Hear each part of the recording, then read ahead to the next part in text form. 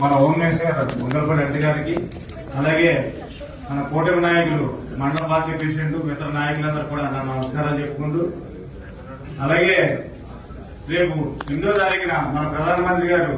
శంకుస్థాపనకి వైజాగ్ వస్తున్నారు కాబట్టి మన అందరూ కూడా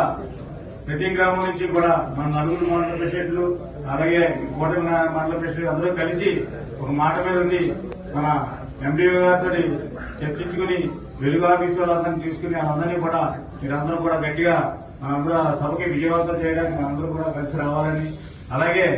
ఈ బల్క్ పార్క్ కూడా మన నక్కపిల్లిలో ఏర్పాటు చేసిన ఘనత మన వంగలపూడి అంటి గారికి విజయానికి ఒకసారి ధన్యవాదాలు తెలుసుకుంటూ,